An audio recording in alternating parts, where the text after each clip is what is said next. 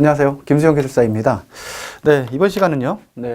챕터 3, 콘크리트 시공에 대해서 중요사항 위주로 해서 한번 핵심 내용 위주로 알아보도록 하겠습니다. 먼저 일반 콘크리트 사항입니다. 뭐 아시겠지만 교재를 보시면서 그 색깔 자체가 조금 그 검은색이 아닌 다른 색깔이 있죠. 그런 부분은 출제가 제가 그동안에 문제를 분석하고 그 몇 년간 그 수험서 책을 내면서 그 중요한 사항 위주로 해가지고 또 너무 많게 되면 또 수험자분들이 뭐 이렇게 많아 하면서 뭐 중요하지 않은 건가? 뭐 그렇게 생각하실 수도 있을 것 같아가지고 정말 중요한 사항 위주로 해서 제가 일단은 다른 색깔로 해가지고 표기를 해놨으니까 그 부분 감안하셔가지고 저 역시도 그런 중요한 사항 위주로 해가지고 강의를 하도록 하겠습니다. 네, 일반 콘크리트 또 운반 시간의 한도에 대한 부분입니다. 운반 시간은 우리 콘크리트 표준 시방서에서는 온도에 따라 기준이 나뉘어져 있죠. 25도씨 이상인가 아니면 25도씨 미만인 거에 따라서 외계 온도 기준입니다. 1.5시간 이내 또는 2시간 이내 이렇게 구분이 되어 있고요. 다만 레드 믹스드 콘크리트일 경우에는 온도에 대한 부분 기준이 없이 무조건 생산에서부터 타설 완료까지 90분 이내 타설을 마무리를 해야 되는 부분이죠. 네, 요 사항입니다. 펌프트로의 경우에는 1시간 이내가 되겠고요. 또 문제에서 다짐에 대한 부분이 문제가 많이 나옵니다. 이 그림 한번 잘 중점적으로 한번 보시고요. 다짐봉에 대한 간격, 이 다짐봉을 넣어가지고 진동을 주죠. 이걸 내부 진동 다짐이라고 합니다. 그래서 일반적으로 많이 사용되는데 진동 다짐에 대한 그 진동 봉의 거리는 최대 50cm 미만이 되겠고요. 또 내부 진동기의 진동 시간은 한번 봉을 넣어가지고 진동을 하게 되면 5에서 15초 이내가 좋다. 또 너무 시간을 길게 해서 과다 다짐을 하게 되면 콘크리트 상부에 공기포가 집중적으로 모이게 되는 또 결함이 발생할 수가 있기 때문에 이러한 사항들은 또 주의를 하셔야 된다. 이 그림 잘 생각을 해보시고 또 먼저 친 콘크리트와 나중에 친 콘크리트를 일체화하기 위해서 어떻게 다짐봉을 먼저 친 콘크리트에 약 10cm 정도 관입을 하도록 해서 일체화가 되도록 해야 된다. 콜드 조인트를 방지해야 된다라는 부분입니다. 네, 콘크리트의 시험 검사 방법입니다. 검사 방법. 가장 굳지 않은 콘크리트의 가장 기본적인 검사 방법은 슬럼프 공기량 염화물이 되겠죠. 네, 슬럼프는 일반적으로 80mm 이상의 경우에는 허용 오차가 얼마? 네, 플러스 마이너스 25mm가 되겠고요. 이제 강도가 커지면 커질수록 이제 시멘트에 콘크리트에 있어서는 이제 결합 재량이 많아지게 되죠. 그렇게 되면 강도는 커질 수는 있을지라도 시공성에 있어서는 좀 안 좋은 부분이 생깁니다. 뭐냐면 끈적끈적한 성질이라고 점성이 많아지게 되겠죠. 그래서 그런 부분을 시공성을 보완을 하기 위해서 이제 고강도 콘크리트 경우에 주로 그래서 슬럼프 플로우라는 개념을 도입을 하게 됩니다. 그래서 500짜리는 허용 오차가 플러스 마이너스 75mm, 600하고 700의 경우에는 플러스 마이너스 100mm의 허용 범위를 주고 있고, 뭐 슬럼프 시험, 공기량 시험도 그 제 블로그에 블로그에 보시면 슬럼프 시험 또 슬럼프 플로우 시험 보시게 되면 나와 있으니까 한번 보시고 또 해당 내용을 공부하시는 것도 권해드립니다. 또 공기량 시험은 일반적인 보통 콘크리트의 경우에는 4.5 플러스 마이너스 1.5%가 되는 거고요. 이제 고강도 콘크리트라고 하게 되면 보시는 것처럼 40메가파스칼 이하이기 때문에 기준 공기량이 4.5에서 3.5로 좀 감소가 됩니다. 이 부분이고, 경량골재 콘크리트는 반대로 보통 콘크리트보다 기준 공기량 자체가 1% 정도 높다. 그리고 염화물 함유량의 한도 0.3kg per 세제곱미터 이하. 이러한 수치들은 잘 암기를 해주시기 바랍니다. 네, 콘크리트 압축 강도에 대한 시험은 한 조라고 하게 되면 공시체 3개를 의미합니다. 그래서 콘크리트 표준 시방서 기준은 어떻게 되어 있냐면 설계 기준 강도 한 조, 즉 공시체 3개의 평균 값이 설계 기준 강도 빼기 3.5 메가파스칼 이상이어야 되고요. 또 하나는 또 3조에, 즉 공시체 3개짜리를 3개를 또 평균한 겁니다. 공시체 다시 말해 9개가 되겠죠. 이럴 경우에는 설계 기준 강도 100% 이상이 나와줘야 된다라는 부분입니다. 네, 불합격한 경우에 대한 조치사항 보시고요. 네, 표면 마감 처리, 또 양생. 이제 콘크리트가 양생이라고 하는 게 뭐죠? 콘크리트가 수화 발응을 해서 소요의 강도를 발휘할 수 있도록 적절하게 보시는 것처럼 경화에 필요한 온도, 습도 조건을 유지하며 유해한 작용에 영향을 받지 않도록 콘크리트를 보호를 해주는 조치, 그것을 의미합니다. 또 양생은 가장 기본은 아시는 것처럼 수분 양생, 콘크리트가 건조하게 되면 안 됩니다. 그래서 가능하면 충분한 수분이 공급될 수 있는 조건을 만들어줘야 되는데 그러한 것을 통틀어 가지고 수분 양생이라고 한다. 또 콘크리트는 타설로 수분 양생으로 노출면이 마르지 않도록 해야 하며 수분의 증발에 따라 살수를 하여 수분 상태를 보호해야 되며 수분 상태로 보호하는 기간은 다음의 표준으로 한다.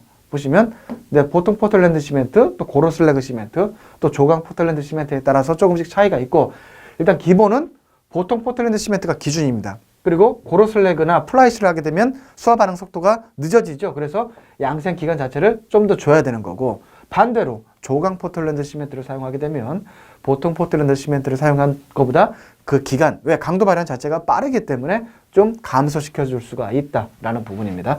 요 5일, 7일, 9일이고 일평균 기온에 따라서 양생 기간 자체도 틀려지죠. 이 부분을 좀 알아두셔야 되겠습니다. 네, 온도 제어 양생, 온도, 동절기에 외계 온도가 춥기 때문에 지속적으로 열을 공급해줘야 된다는 등 그러한 부분이 온도 제어 양생 여러 가지 조건이 있는데 한번 읽어보시기 바랍니다.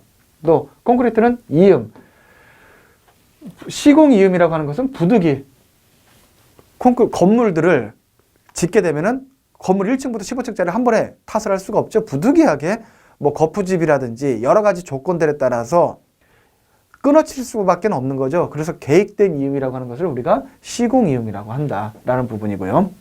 또 시공 이음을 또 부득이 설치할 경우에는 어떻게 해양 구조물일 경우에는 어떻습니까? 만조위, 밀물대 부터 0.6m 그리고 썰물 때 간조위로부터 아래로 0.6m 그 사이에 이것을 우리가 감조부 부분이라고 합니다. 그러한 부분에는 또 가능한 피해야 된다라는 부분이고요.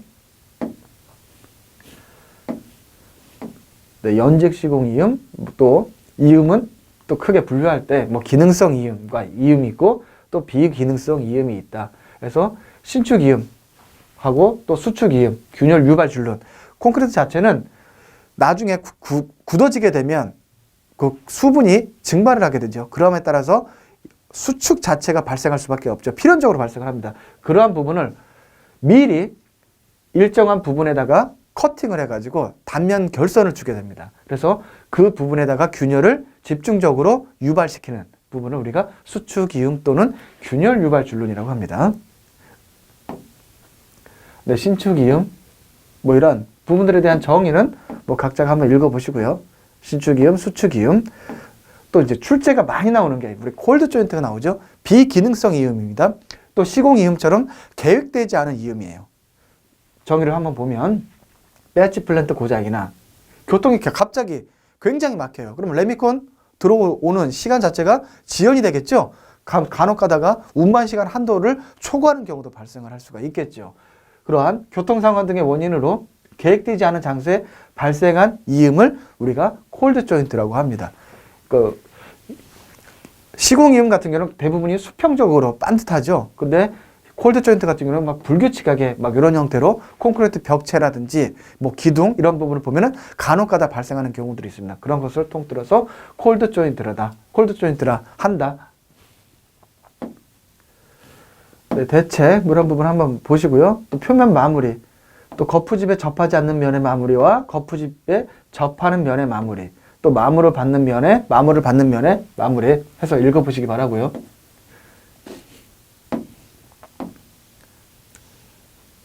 네, 거푸집 및 동발이 한번 보겠습니다. 거푸집 동발이 구비 조건, 설계, 또 거푸집에 작용하는 하중 보시게 되면 고정하중, 하라중, 수평하중, 콘크리트 층압 이렇게 있는데 간혹 나오는 부분이 거푸집에 작용하는 층압에 대해서 층압이 커지는 조건들이 있죠. 커지거나 작아지는 조건 이러한 부분에 대해서 간혹가다 출제가 되고 있습니다. 또 거푸집은 대부분이 유로폼 목재 형태로 하는 게 일반적으로 많이 사용이 되는데 또 특수한 형태로 강제 재질의 거푸집도 사용이 되고 있죠. 그래서 그러한 부분에 있어서의 장점이나 또 단점 이런 부분 살펴보시고요. 네, 이 부분 거푸집의 해체 시기에 대한 게 이게 2016년 부분 개정 콘크리트 표준 시방서인데 여기에 보면 이 부분이 굉장히 자주 출제가 되고 있습니다. 일단 힘을 받지 않는 부분이죠. 확대 기초, 보, 기둥 등의 측면은 콘크리트 압축 강도가 최소 5메가파스칼 이상 발현이 되었을 때 거푸집을 해체를 해야 되고요. 슬래브라든지 보의 밑면, 우리가 힘을 받는 부재죠. 그런 부분은 이 부재 위에 아무런 그 위에 건축물이 계속 올라가고 있지 않는 경우죠. 그걸 단층 구조. 또 그 위에 이미 슬라브나 보가 있는데 그 위에 계속 건축물이 층수가 계속 올라가고 있다라는 경우를 우리가 다층 구조라고 합니다. 그래서 이러한 경우에 따라서 좀 틀려진다. 단층 구조는 옛날 뭐 이거 많이 아시죠? 설계 기준 압축 강도의 3분의 2배 또 최소한 14메가파스칼 이상 돼야 되는데 다층 구조일 경우에는 설계 기준 압축 강도 이상 되어야 된다. 단 어떻게 구조 계산에 의해 검토가 이루어지는 경우라고 하게 되면 위의 경우처럼 최소 14메가파스칼 이상의 경우도 가능하다. 그리고 이러한 압축 강도 시험을 하지 않고 거푸집 너를 해체하려고 한다라는 경우에는 평균 기온과 또 콘크리트에 사용되는 결합제의 종류에 따라서 나뉘어지게 되겠죠. 이런 형태로. 네, 콘크리트 치갑. 아까 잠깐 말씀드렸었는데, 콘크리트 치갑에 대한 정의와, 네, 공식까지는 주로 자주 출제가 되고 있지는 않습니다. 주로 나오는 부분이 치갑 상승 요인. 그래서 슬럼프가 크게 되면 유동성이 많아지죠. 거의 물처럼 작용하기 때문에 이게 퍼져나가려고 하죠. 그러다 보니까 치갑이 커지게 되겠고요. 타설 속도가 빠른 경우, 또 다짐이 클 때, 다짐의 그 진동 에너지 자체가 크게 되면 마찬가지 치갑의 상승 요인으로 발생을 하겠죠. 또 온도가 낮게 되는 부분은 온도가 높으면 빨리 이제 응결이 되고 콘크리트가 굳어지게 되는데 그러한 부분이 온도가 낮게 되면 그러한 콘크리트의 그 초결이라든지 종결 그 시간 자체가 지연이 되겠죠. 그래서 콘크리트가 타설된 거푸집에 지속적으로 치갑이 작용할 수가 있기 때문에 온도에 대한 부분도 한번 따져보셔야 되겠습니다. 네, 치갑 저감 대책 이런 부분 해서 치갑이 커지는 경우 또 치갑을 저감시킬 수 있는 대책까지도 한번 잘 학습하시기 바랍니다. 네, 예상 문제는요. 그렇게 이 부분은 일반적인 사항들 위주로 많이 나오고 있습니다. 또 시간이 되시면 콘크리트 표준 시방서 부분도 한번 참고를 해 보시는 것도 제가 권해드립니다. 이 부분은 거의 내용이 콘크리트 표준 시방서에 있는 내용입니다. 일반 콘크리트도 그렇고요. 특수 콘크리트도 마찬가지. 제 교재 자체는 콘크리트 표준 시방서에 있는 내용을 요약한 거다라고 생각하시면 되겠고요.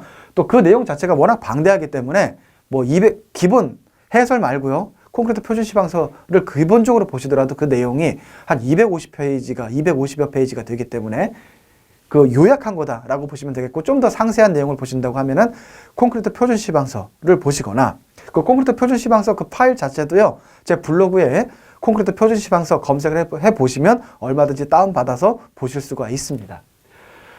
네, 시공 이음에 대한 사항 그렇게 어려운 부분이 없는 것 같습니다. 네, 온도에 따라서 얼마만큼 해야 되는지 이런 부분 말씀드렸었고요. 네, 이런 부분은 암기해야 되겠죠. 30분당 어느 정도 돼야 되는지 암기해야 될 사항이고요. 네.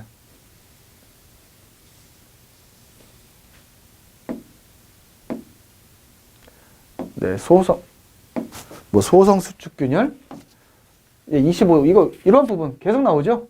이런 부분 문제가 많이 나오니까 이런 부분들은 개별적으로 좀 집중적으로 한번 보시기 바라겠습니다. 거의 암기해야 될 사항 그리고 교재 기본적으로 나와 있는 내용들은 제가 굳이 안 하겠습니다. 해봐야 어차피 개인적으로 암기를 해가지고 자기 본인의 머릿속에 딱 정립이 돼야 되죠. 그런 부분들은 해서 그런 부분들은 이해가 안 간다고 하면 다시 앞부분을 보시고 또 계속 학습하고 몇 번 반복하다 보면 자연스럽게 이해가 되십니다. 그렇죠? 그런 부분들을 생각하시고 근데 요거 콘크리트 다지면 물이 떠오르는 게 뭐라고 그러죠? 블리딩이라고 하죠. 또 동시에 미세물질이 상승을 하게 되는데 이러한 상승한 미세물질을 무엇이라고 하죠? 블리딩하고 레인텐스는 항상 쌍으로 생각을 하셔야 됩니다. 이 부분도 마찬가지 출제가 자주 되고 있고요. 네, 콘크리트 포장의 줄눈 설치 목적과 관계가 먼 것은 해서 해당되는 내용들 한번 보시기 바라겠습니다. 네, 이렇게 해서 일반 콘크리트에 대한 부분 강의를 마치도록 하겠습니다. 네, 이번 강의는요, 특수 콘크리트에 대해서 한번 보겠습니다. 이 특수 콘크리트도 마찬가지 우리 콘크리트 표준 시방서에 있는 내용을 제가 좀 정리를 한 건데, 이 부분은요, 기본 원리라든지 뭐 그런 것도 뭐 일부 적용이 되는 부분도 있습니다. 그런데 거의 대부분 암기 과목입니다. 암기 과목이고요. 한번 보겠습니다. 네, 한중 콘크리트 적용 범위 1평균 기온 4도씨 이하 예상되는 조건이고요. 일단은 온도가 낮기 때문에 콘크리트 강도 발현이 지연되겠죠. 뭐 그렇기 때문에 또 거푸집, 뭐 탈연 기간이라든지 그러한 부분도 종합적으로 한번 생각해 보셔야 되겠습니다. 또 재료, 이 부분도 많이 나옵니다. 가열할 재료를 물 같은 경우에 가열을 많이 하죠. 그러나 반드시 뭐죠? 시멘트는 어떠한 경우에도 가열을 재가열을 해서는 안 된다라는 부분이고요. 배합에 대한 부분 어떻게? 연행 공기, 콘크리트 우리나라는 기본적으로 다 A 공기, 연행 공기가 다 들어가죠. 왜 그렇죠? 동절기가 있기 때문에 그렇죠. 그러한 부분이고요.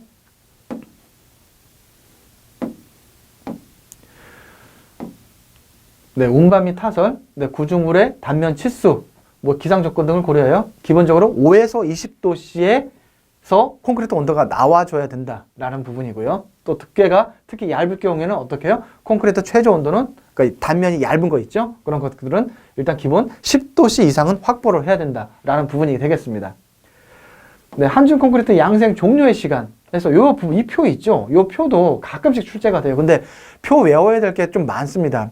좀 지난 강의에서 뭐 거푸집 존치 기간이라든지 그런 부분도 있고 또 수빈 양생의 최소 기간 뭐 이런 게 있잖아요. 그런 부분 일단 암기를 하시고 근데 이런 부분까지 만약에 해야 된다라고 하게 되면 조금 본인이 여러 가지 좀 표들이 나오는데 제가 권해드리는 것은 계속 너무 많이 나온다 하게 되면 내가 자신이 없다라는 부분은 일단 암기하지 마시고 내가 최종 시험 전까지 계속 반복 학습을 했더니 그래 이런 부분까지도 이제는 머릿속에 잘 들어온다라고 하면 그때 암기를 하십시오. 이런 부분은 어쩔 수가 없습니다. 그렇죠? 이거는 모르면은 뭐 제가 아무리 잘 가르쳐준다 하더라도 본인이 외워야 되는 부분이죠. 그렇죠? 그렇기 때문에 보셔가지고 본인들이 취사 선택하시기 바랍니다. 이제 서준 콘크리트는 여름철이죠. 네, 하루 평균 기온이 25도씨를 초과하는 경우가 예상되는 경우입니다. 그리고 배합은 가능한 이것도 이 경우에는 온도를 낮춰주는 게 좋죠. 그래서 통상 레미콘 공장에서는 물의 온도를 낮춰주는 경우 그리고 골재 온도를 낮추기 위해서 차양을 설치한다든지 또 스프링클러를 통해 가지고 물을 뿌려주는 그러한 대책들을 많이 하고 있죠. 그러니까 한중과 서중은 반대의 개념이죠. 또 서중일 경우에는 온도가 높아지면 높아질수록 공기량의 손실이 커지고요. 또 슬럼프 감소, 슬럼프 로스라고 합니다. 그러한 슬럼프 감소율 자체도 커지는 단점이 있습니다.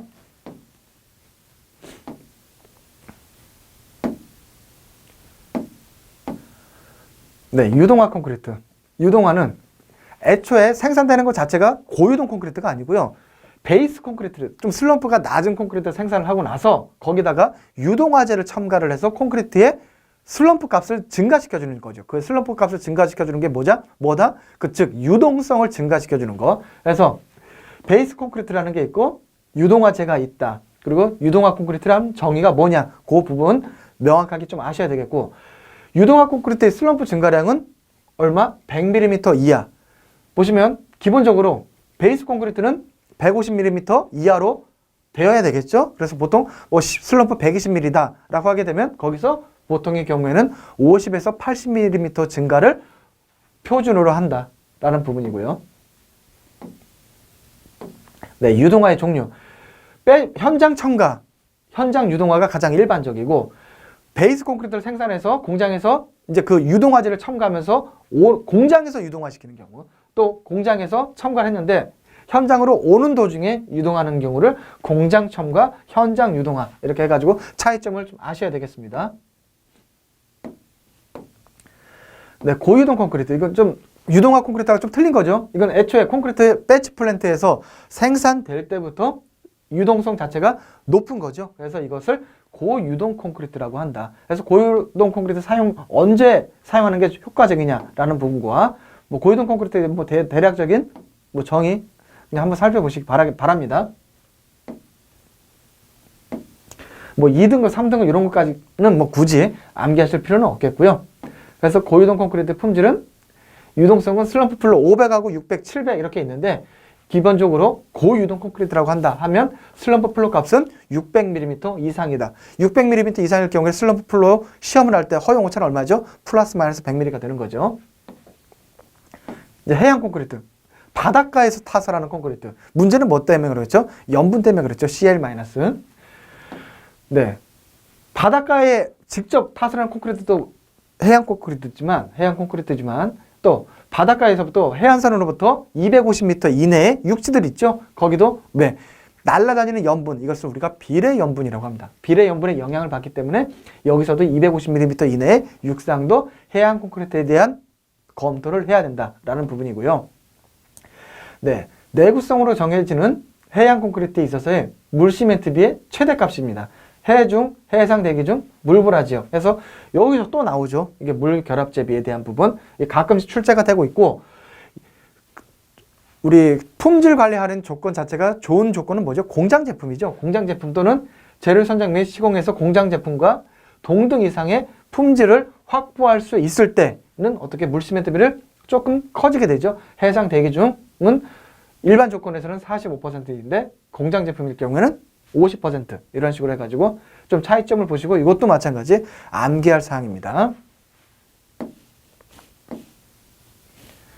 또 단위 결합재량 이 부분도 가끔씩 출제가 돼요. 그래서 이런 부분은 이제 기출문제 등을 보셔가지고 뭐 본인이 판단을 하셔야 될 것 같습니다. 이 부분도 마찬가지고요.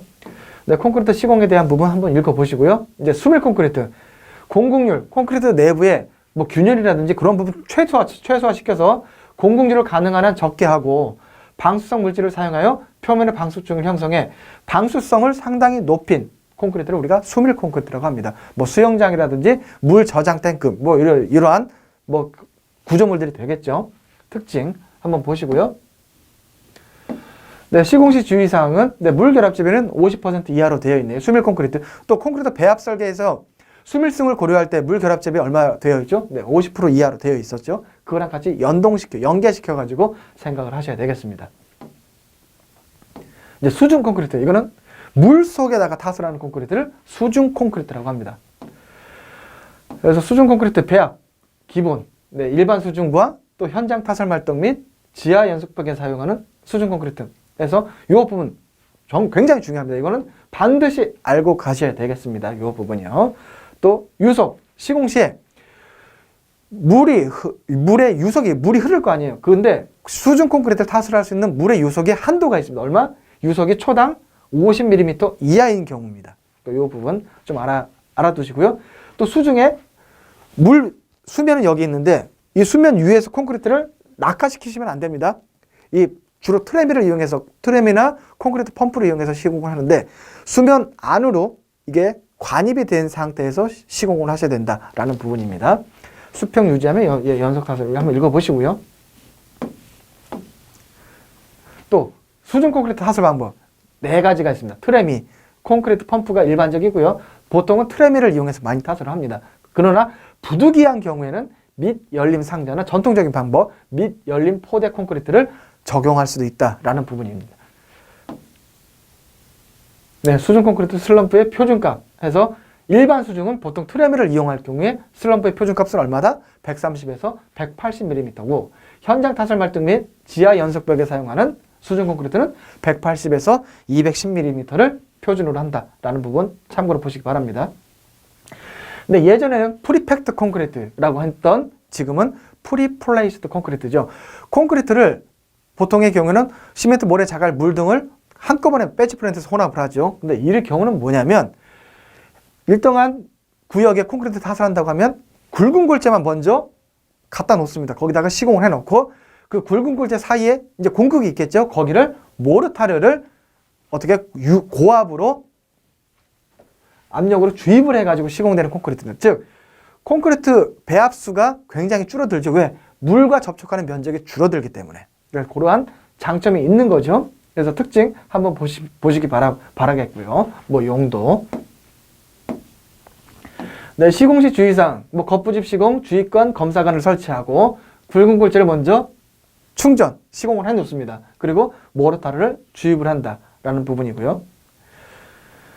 네, 주입 모르타르의 품질, 뭐 요 부분도 이제 가끔씩 출제가 되고 있는데 요 부분은 내용 자체가 좀 암기해야 될 사항이 많으니까 이것도 마찬가지. 분리 등률은 뭐 3시간에서 3% 이하, 고강도는 1% 이하, 재료 분리 저항성, 유동성, 팽창성 세 가지에 대한 사항을 품질 검사를 해야 된다라는 부분을 한번 보시기 바랍니다. 이제 메스 콘크리트의 정의, 이제 메스. 일단 단면 자체가 큰 거죠. 그러면 단면 자체가 크게 되면 콘크리트는 콘크리트의 결합제인 시멘트에 수화 반응이 수화 반응을 하죠. 그럼 수화 반응을 하게 되면 그게 발열 반응이죠. 수화열이 발생을 합니다. 근데 단면이 크게 되면 그 내부에 있는 수화열을 쉽게 외부로 발산을 못하죠. 내부에 쌓아지게 됩니다. 그래서 그러한 부분이 문제가 되는데 일단 정의상 한번 보시고요. 보통의 경우에 단면 자체가 넓이가 넓은 평판 구조의 경우는 0.8m 이상, 슬라브 높이가 매트 콘크리트의 높이가 0.8m 이상이 되면 이게 뭐라고요? 메스 콘크리트다. 또 하단이 구석된 벽체인데 하단이 뭐 기타 바닥 슬라브라든지 이렇게 해서 완전 간결 고정이 되어 있다라고 하게 되면 하단이 구속되어 있는 경우죠. 그런 벽조의 경우, 벽체나 기둥의 경우에는 단면이 0.5m 이상이 되면 이것도 마찬가지 메스 콘크리트로 검토를 해야 된다. 문제점 원인 한번 보시고요. 대책은 부재 단면 치수를 뭐 작게 하면 되고 뭐 여러 가지 있는데 일반적으로 요즘엔 뭘 많이 사용을 하지 방법으로요. 배합상의 검토를 통해서 결합제를 시멘트 사용량 자체를 최대한 감소시킵니다. 대신 그 콘크리트가 강도 발휘하는 시간은 좀 장기적으로 주는 거죠. 28일이 아니고 뭐 예를 들어서 뭐 56일이라든지 뭐 91일까지 줄 수도 있는 거고요. 또 뭐죠? 시멘트 대체제, 플라이애시나 고로슬래그 미우마를 치환율을 높이고 또는 중용열이나 뭐 저열 시멘트 등을 사용할 수도 있겠고요. 그래서 가능한 일종 시멘트 사용량을 줄이는 게 요즘에는 핵심 포인트가 됩니다. 또 온도 균열 지수에 대한 부분이 자주 출제가 되고 있죠. 그래서 FT의 T분의 FSP의 T다. 그래서 밑에 분모는 뭐죠? 재령 T1에서 콘크리트의 인지한 강도입니다. 그리고 분자는 재령 T1에서 수화열에 의하여 생긴 부재 내부 온도 응력의 최대값입니다. 그래서 온도 균열 지수의 범위, 균열 발생을 방지할 거냐 또는 제한을 할 거냐 아니면 유해한 균열만 발생을 제한을 할 거냐에 따라서 이렇게 범위값이 주어지고 있습니다. 다음, 경량골재 콘크리트입니다. 경량골재 콘크리트는 콘크리트의 골재 있죠? 굵은 골재도 있고 장골재도 있는데 이것을 전부 다 경량골재를 할 거냐 아니면 일부만 경량골재를 할 거냐에 따라서 나뉘어지게 됩니다. 그래서 일단은 골재의 질량, 밀도값 자체가 작기 때문에 콘크리트의 단위 질량 자체가 일반적으로는 보통 2,300kg 정도 되죠. 근데 경량골재 콘크리트는 기건 단위 질량이 약 1,400에서 2,000kg 정도 된다. 1세제곱미터당. 또 골재를 사용하기 전에 반드시 왜 공급률이 많기 때문에요. 배합수 골재가 완전히 건조되어 있는 조건에서 우리 배합 설계를 해서 배합수를 투입을 하게 되면 슬럼프가 안 나오게 되죠. 왜? 골재가 상당수의 배합수를 흡수하기 때문에 그렇죠. 그래서 반드시 사전에 프리 웨팅이라는 조작을 하셔야 된다라는 부분이고요. 네, 경량골재 콘크리트의 종류죠. 네, 경량골재 콘크리트 1종도 있고 2종도 있습니다. 그래서 굵은 골재는 전부 경량골재를 사용하고 장골재는 경량골재 콘크리트 1종은 그냥 일반적인 모래. 근데 경량골재 콘크리트 2종은 장골재까지도 경량 잔골재를 사용한다 해서 설계 기준 압축 강도가 2종이 점점 낮아지는 거죠. 왜? 경량골재 콘크리트는 공극이 많기 때문에 뭐죠? 강도값 자체가 크게 발현시킬 수가 없습니다. 단점이 그거예요. 그래서 기건 반대로 단위 질량, 콘크리트의 단위 질량값 자체는 작아지게 되어 있죠. 그래서 이러한 표에 대한 상관관계를 한번 염두에 두시기 바라겠습니다. 최근 들어서 건축물이 뭐 고층화되고 또 구조물 자체가 대형화됨에 따라서 많이 사용을 하게 되는 콘크리트가 뭐죠? 네, 고강도 콘크리트가 되겠습니다. 고강도 콘크리트는 뭐죠? 압축 강도 기준으로 40메가파스칼 이상이 되는 콘크리트를 고강도 콘크리트라고 한다. 네, 특징 한번 보시기 바라겠으며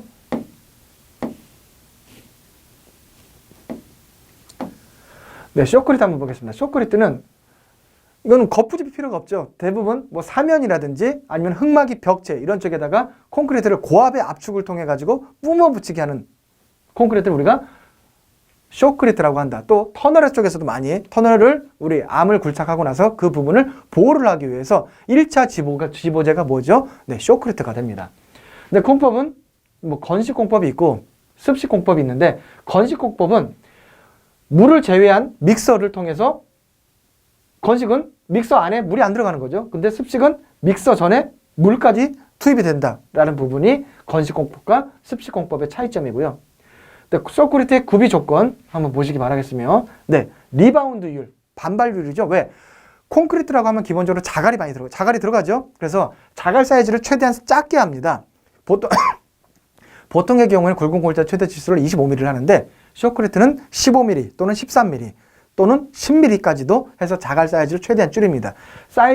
굵은 골자 최대 치수를 줄이면 줄일수록 쇼크리트를 어떠한 면에 뿜어 붙이게 할 때 반발되는 율을 우리가 리바운드율이라고 합니다. 반발율. 이게 줄어들게 되는 거죠. 자갈 사이즈가 작아지면 작아질수록. 대신 자갈 사이즈가 작아지면 작아질수록 어떻게 돼요?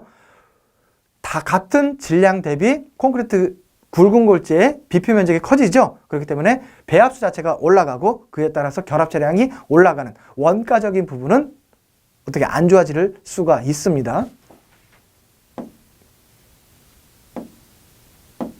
네, 리바운드. 그래서 감소 대책 한번 출제가 잘 되고 있습니다. 한번 보시고요.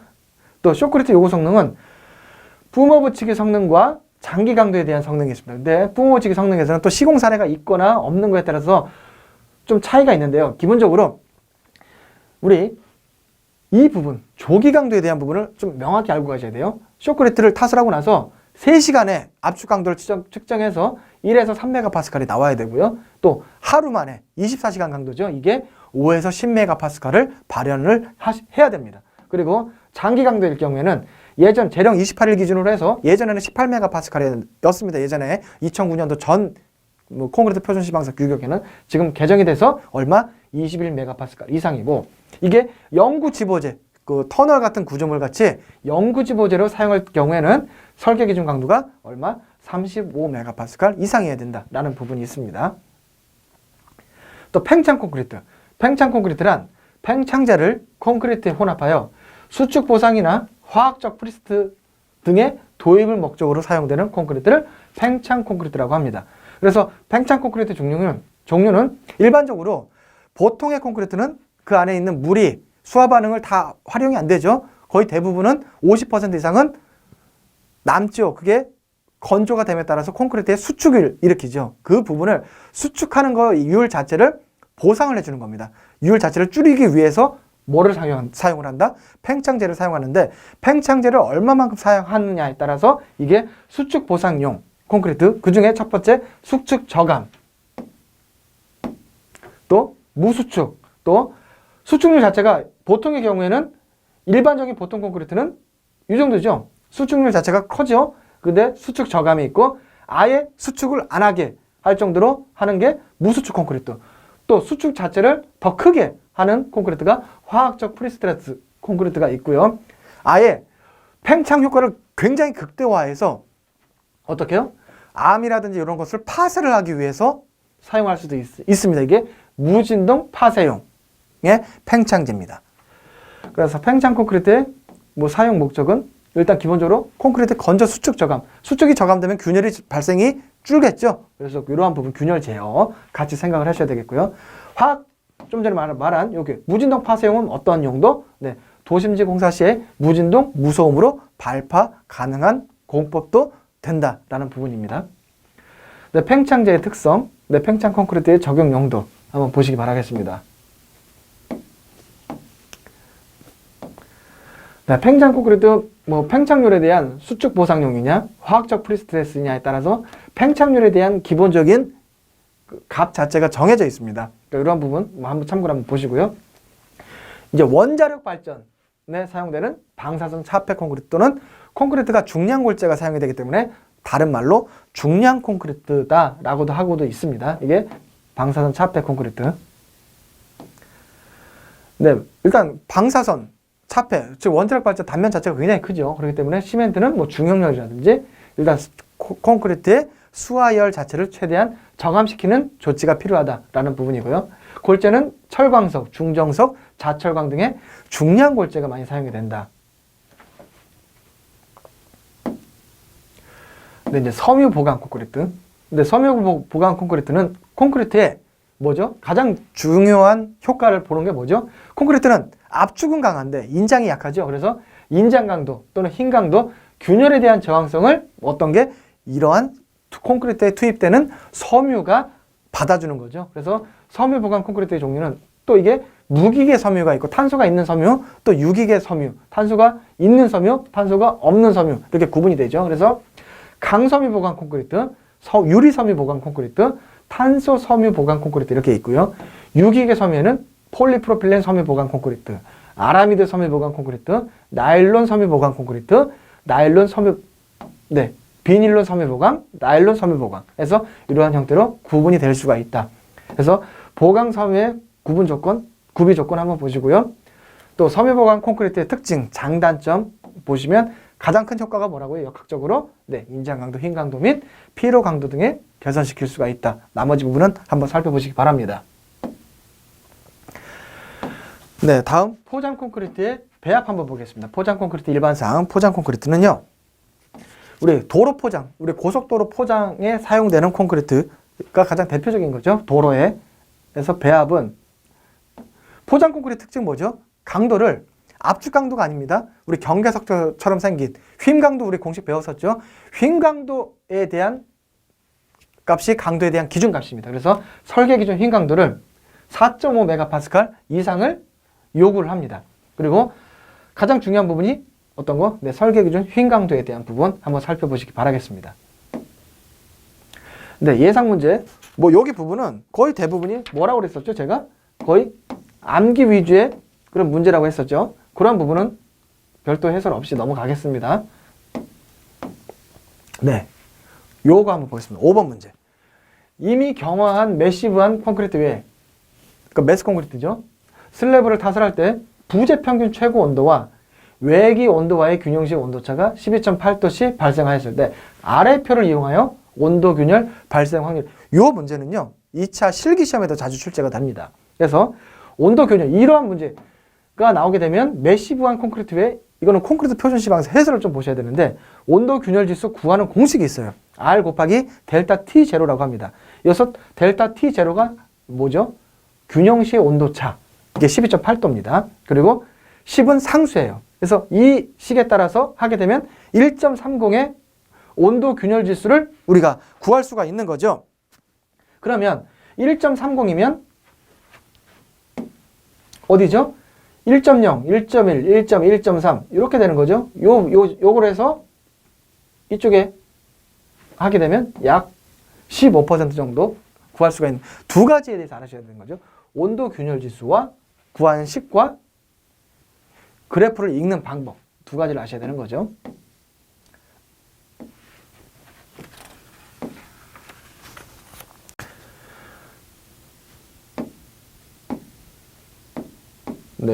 이러한 일반적인 부분 사항, 요 부분도 한번 가끔씩 출제가 되는데 한번 좀 암기를 하셔가지고 좀 알아두시기 바랍니다. 9번 문제 가끔 출제가 되고 있습니다. 요 문제 교재 공식은 안 나왔는데 요 부분도 자주 출제가 됩니다. 해서 뭐죠? 콘크리트 한중에서 현장 도착하게 되면 콘크리트 온도가 식겠죠. 그것을 산출하는 과정입니다. 그래서 T2는 T1-0.15, T1-T0 곱하기 T. 여기서 스몰 t는 시간입니다. 예를 들어 90분 이런 식으로 나와 있다고 1시간 30분이면 90분이죠. 이게 1.5가 되는 거죠. 반드시 시간값을 적용을 해야 된다. 요 t는요. 그래서 T1은 뭐죠? 비빈 직후 콘크리트 온도 25 빼기 0.15 상수입니다. 0.15는 상수고요. T1은 뭐죠? 25 빼기 T0는 뭐예요? 주위 온도, 외기 온도가 되는 거죠. 그래서 이 공식 알아두시기 바라겠고 이 마찬가지 실기, 2차 실기에도 자주 출제가 되는 문제입니다.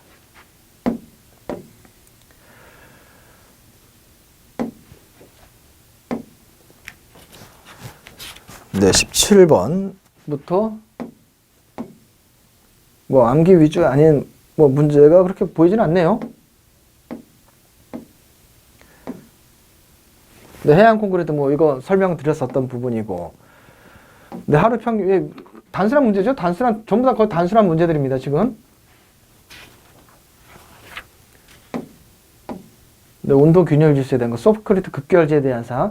여기 지금 이 문제들 자주 출제되는 문제들이니까 한번 시간을 내 가지고 차근차근 많이 풀어보시기 바라겠습니다. 네, 레드믹스드 콘크리트 받아들이 검사에 있어서 시험 규정에 대한 설명으로 잘못된 것은, 네, 우리 레미콘은 강도 시험 1회 시험 결과는 구입자가 지정한 호칭 강도의 85% 이상이다. 레미콘과 콘크리트 표준 시방서의 강도 기준 틀리다고 그랬었죠? 그 부분. 그래서 강도 시험 횟수는 원칙적으로 150세제곱미터인가요? 450세제곱미터를 1로트로 해가지고 3회 시험의 평균값으로 하고 있죠. 네, 나머지 부분 넘어가겠습니다.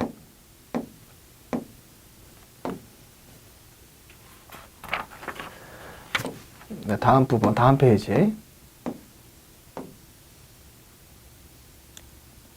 네, 뭐 해서 초기 강도 표준값 이거 설명을 드렸었던 거고요.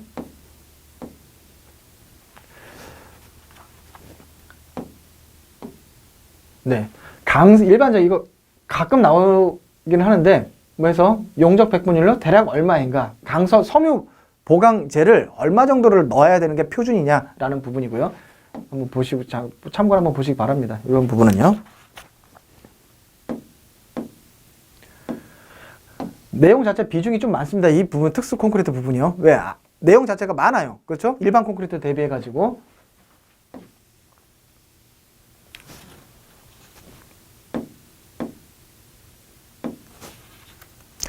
거의 뭐 기본적으로 알아야 될 사항들이고요. 네, 46번 한번 볼까요? 네, 연질 지반 위에 친 슬래브 등 내부 구수 공력이 큰 경우에 내부 온도가 최고일 때 내부와 표면과의 온도차가 30도씨가 발생을 했다고 합니다. 그래서 간이적인 방법. 온도 균열 지수 아까 앞에서 풀어본 그 공식도 좀 아시면 좋고요. 이거는 간이적인 방법이에요. 델타 TI분의 15 해서 온도 차이가 크면 클수록 온도 균열 지수 값 자체가 작아지는 거죠. 그럼 여기다 추가적으로 온도 균열 지수에 세 가지 있었죠. 방지할 경우냐, 아니면은 유해한 균열 발생을 제한할 거냐, 그래 세 가지 조건이 있었죠. 그런 거에 따라가지고 같이 연동해가지고 연계해서 생각을 할 수 있는 능력을 키우셔야 됩니다.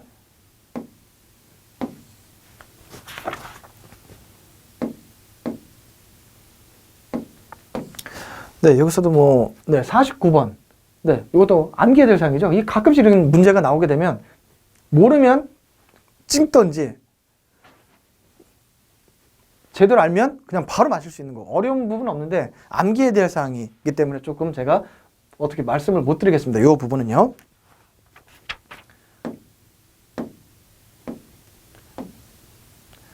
네, 기본적인 양생에 대한 사항, 뭐 경량골재 콘크리트 타설 일반적인 사항에서 네, 이거는 교재에 없어서 사항인데 마지막 문제요. 그래서 이런 부분까지 차근차근 이론에 대한 부분이 뭐 이론에 대한 부분이 완벽하지는 않다 보니까 이러한 문제를 풀어보시면서 항상 시험 문제는 자주 출제되는 거, 그리고 핵심적인 사항이다 라는 부분은 문제를 통해 가지고 또 별도로 본인이 그 서브 노트라든지 이런 쪽에다가 정리를 하셔가지고 해야 되겠죠. 그런 부분은 감안하셔가지고 하시기 바라겠습니다.